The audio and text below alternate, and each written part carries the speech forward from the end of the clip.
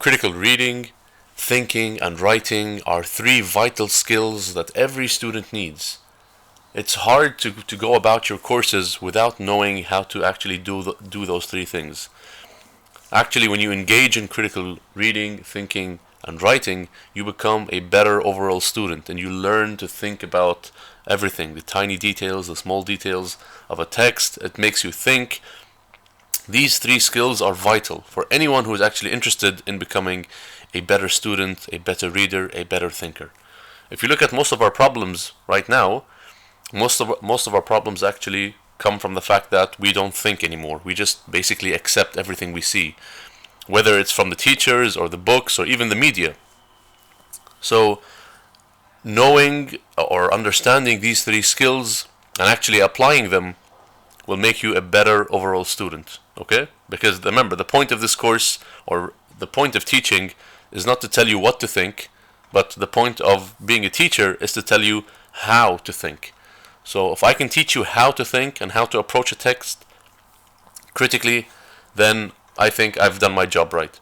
And again, as students, when you graduate, hopefully you will need to obviously think about everything that you see. Don't just accept everything at face value. So let us now look at these three skills. The very first one is called critical reading. So what is critical reading? Critical reading asks you to read every word carefully, paying attention to the smallest of details in a text. To find the deeper and hidden meaning of a text, you must read between the lines. What does that mean? Well, that basically means you read what is written, that's on the outside, that's the explicit, and you think about what is suggested, the implicit. So you go beyond the surface, the printed words, and approach a text like a detective looking for clues on the following. So when you approach a text and you're actually engaged in critical reading, you have to approach the text like a detective and you look for the following. What is written? So that's the surface level. That's like the basic first level. That's what you do in the beginning. Number two, what is suggested? So girls and guys, remember, when you read something, yeah, you've got what's on the surface, what's on the outside, but you have to also think of what is on the inside, what is suggested, what is the deeper level, what is like the deeper level or like the deeper meaning. Okay? See, how is it written? Right? So what is the tone? Does it sound serious? Is it funny? Is it comical, argumentative, and so on? What is the goal of the author? That's D, the author's goal. So is his goal, is he or she there to persuade, inform, mock, and so on? And the last one is the author's point of view, right? So every author has his own bias or his own point of view, for example, right? So is he or she in favor of a particular side? Is the author objective in his work? Is he misleading? Is there any bias, and so on? So again, to give you an example, think of if you want to read a book about Palestine, and you have two authors. You have an American author, and then you have a Palestinian author. Then usually, not always, but usually, it's better to read a book written by a Palestinian on Palestine, because Palestine usually means more to him than the American. So every author has a point of view. Okay, that's the first skill you need to learn how to do. So again, guys and girls, please think about this seriously when you are engaging in critical reading. Please keep those things in mind. Okay, the things I just mentioned. The second skill you need to learn is how to think critically. So, thinking critically basically means you approach a text or a topic with an open mind. So, when I say open mind, I basically mean without having any preconceived notions or ideas beforehand. You understand? So, usually, humans have ideas about everything, most things in life. Right? So if I ask you, what do you think of religion? All of you have ideas about religion. If I ask you, what do you think of, like the traffic in this country, or what do you think of people who do drugs or whatever, I'm sure you have ideas, right? So critical thinking tries to kind of remove those ideas just like for a moment, right? So it says here, try not to jump into any conclusions and don't judge something automatically. So to be a critical thinker, you must. There are 4 things you need to do if you wish to be a critical thinker. Number 1, you have to be open to new ideas and perspectives, even if you don't agree with them. right? So sometimes people might, give you a new idea or like a new notion or a new perspective. You have to be open-minded. You have to learn to actually maybe be open to them, accept them. You don't have to agree with them. That's something else. But you have to be open to those new ideas. That's number one, or A. B says analyze information using reason rather than emotion. So use your head, not your heart. If you get your emotions involved, that will just cloud your judgment. You probably won't be able to think clearly or properly anymore. So try to separate your emotions from your reasoning. C. Be skeptical. So that basically means don't automatically believe everything you read or hear, right? And D, of course, be active and curious. So try to ask questions and analyze information. Okay. So again, to be a good critical thinker, you must do those four things. And the final one, or the final skill you should learn, is to know how to write critically. Writing critically basically means you use evidence and examples to help support your own ideas to make you a more convincing and reliable author. So, girls and guys, again, if you just give me your opinion, that's not very convincing. But to make your argument stronger, you have to support it using evidence and examples, and that makes you more credible, more reliable, and more believable as a writer. So again, your opinion by itself might not be enough to persuade the reader, so you must provide evidence to help strengthen your argument. Okay? So now when you put those three together, it all makes sense, right? So when you think of reading critically, you have to approach a text like a detective, looking for clues, and then you engage in critical thinking, where you don't believe everything you read. You're skeptical, you ask questions, and then finally, when you come to write, you will basically use evidence and examples to help support your opinion. Okay, so those are the three skills that you all need to learn. You need to learn to engage in those three things if you wish to be a better overall student and human being as well. Because just imagine how much how much information we're actually bombarded with every single day. And of course, everything you read and hear, especially on the news, is not always correct. So we have to be smart enough to actually, use our brains and think think critically and read critically and understand what people are doing to us, what's right, what's wrong, and then we can maybe come to some sort of conclusion. So I'm going to give you an exercise where you basically have to use the three skills I just talked about. You have to know how to read critically, think critically, and write critically as well. And I'm going to put this exercise here in the video. I will leave it maybe for like 10 seconds. You can pause the video and you can do it. And then after that, what I'll do is I will give you the answer. Okay, so if you want to do this, then please pause the video now.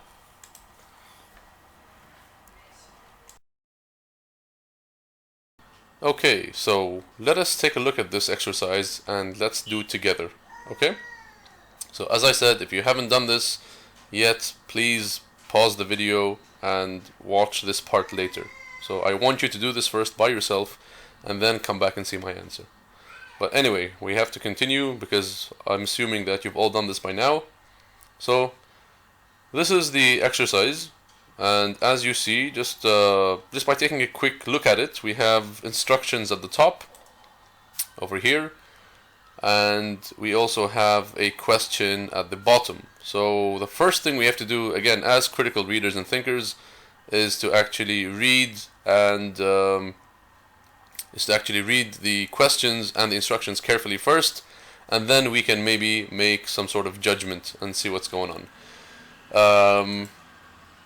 So let's read the instructions first over here, right? So the instructions want us to do what? Instruction says, critically read and think about the news article below and answer the question which follows, right? So let's see, what does the question want exactly from us? The question says, what is wrong with the headline? Mention 4 things and justify your answer in a short paragraph. So the question again wants us to look at the headline, and it says here, what is wrong with the headline? So this is the headline over here, obviously. This is the news article. This is the name of the newspaper or the company that actually made this article. And this is the headline over here, right? You see it? Right? This is the headline over here. So the question says, what is wrong with the headline? Mention 4 things. So what is wrong with this compared to this, obviously, okay? Okay, let's do this together then, right? Again, look what it says. It says, climate change will make Middle East uninhabitable by 2050. Climate change will make Middle East uninhabitable by 2050. Uninhabitable basically means people can't live in that area anymore by 2050. So if you live in the Middle East and you're reading this and you're listening to this right now, may God be with you, because maybe in a couple of years' time we won't be able to actually live in the Middle East. So this is the news headline, and what you have to understand about news headlines is that people who usually write headlines, they are experts at grabbing our attention. The whole point of the news article is to grab your attention, to make you read, basically. Because if the news headline is not interesting, people would not want to read. And sometimes they can be misleading. And that's exactly what the question is asking us. What is wrong? What is wrong with the headline? So, it says climate change will make Middle East uninhabitable by 2050. Let's read the very first paragraph. It says, parts of the Middle East could become uninhabitable over the next 100 years. Researchers have warned due to the adverse effects of climate change. Did you catch that? We actually have several things which don't make sense in the first paragraph. They don't actually make sense with the headline. Again, watch carefully, okay? Look what it says. Climate change will, right? Again, being a critical reader means what? You read carefully, right? Will means what? Will basically means it's for sure, it's guaranteed, right? Look at the first paragraph. Parts of the Middle East could become, could. Will and could are not the same. Will means something will happen, and you're doing it for sure. And could basically means could happen, not necessarily. It's not. You understand? It's not certain. So that's the first problem we have: will and could. Again, if we look at the title, look at the headline again. Climate change will make Middle East. When you read Middle East, we assume that all of the Middle East. Am I right? Whereas again, if you look at the first paragraph, look what it says: parts of the Middle East. So again, here we have another problem. So again, climate change will make Middle East. When you read this headline, we assume that all of the Middle East will be uninhabitable by 2050. Whereas if you look at the article itself, it says parts of the Middle East. So again, this is another example of a misleading headline. So that's my second problem. Okay, over the next 100 years. Number 3, look at this one. Next 100 years, right? Look at the year they give us in the headline. It says 2050. So we are in 2017, right? If you do the math, the next 100 years should be the year 3017, right? So the climate change could affect us in the next 100 years, which means after 100 years we might suffer. Whereas in the title, in the headline, look what it says, 2050, right? So why do you think they did this? Well, imagine if they tell you, life, we can't survive in the year 3000, then most people will not read it because we probably won't even be alive by that, by then. But if they say by 2050, a lot of us will still be alive. I mean, hopefully, by that year. So it's going to, it's going to grab our attention. But if someone says, we won't live, we won't be able to survive in the year 3000 or like in the year 4000, who's going to read that article? But by 2050, that's kind of scary because it's kind of coming soon, sometime. So again, not very accurate. So again, 2050 over here, and you've got next 100 years. Again, not very accurate. So there is something wrong over here with the numbers, right? And again, you have this paragraph: Joe Levy, has doubled since whatever. Again, if you think of this, it's not too extreme, but that's that's like something minor. The biggest problem I have is also with the last paragraph. Look what it says. According to the professor's research, he found that under extreme temperatures, people with lighter skin will be affected the most, and those with darker skin tones will be able to survive, since darker skin produces more of the pigment called melanin, which helps to protect the skin. Look at this. Those with darker skin tones will be able to survive. Right? What does the headline say? Climate change will make Middle East uninhabitable by 2050. But look, in the article it says those with darker skin tones will be able to survive. So again, it's misleading. Because when you read the article, or when you read the headline makes it, seem as if we will all perish, we will all die in the Middle East if we stay, after 2050. All of us, white-skinned people, dark-skinned people, whatever. But according to the article, look, it says those with darker skin tones will be able to survive. So this news headline, again, is misleading because it doesn't assume, it doesn't say that everyone's going to perish. It doesn't say that, people with darker skin tones will not perish. It assumes that everyone's going to perish. White, black, blue, purple, whatever you are. So again, this is the fourth problem. So you've got one over here. You've got, the problem with will and could. That's the very first problem. The second problem is, Middle East, and then you've got parts of the Middle East. The third problem is with the numbers, 2050, and it says over the next 100 years. And the fourth problem is this one, with the darker skin tones and be able to survive. So people with darker skin tones will be able to survive, whereas in the headline, if you look carefully, it assumes that everyone's going to perish, everyone's going to die. So again, look at the question. What is wrong with the headline? Mention 4 things. So we just mentioned those 4 things. There are actually, maybe you can actually even argue that there are 5. And of course, justify your answer in a short paragraph. So all you have to do is just take these things and talk about them and give me evidence from the article itself, showing to the reader that those are, 4, let's say, inconsistent, like the article is inconsistent with the headline. The headline is a bit misleading, and they, again, if you think of the media, they do this intentionally so that they can grab the reader's attention. Because again, if they put some sort of boring headline, no one's going to read it. And if you have any other answers, please feel free to share them with me, under the comments in the comment section. But those are the 4 major ones in this specific exercise. So thank you for listening, and I really wish you all the best. Thanks.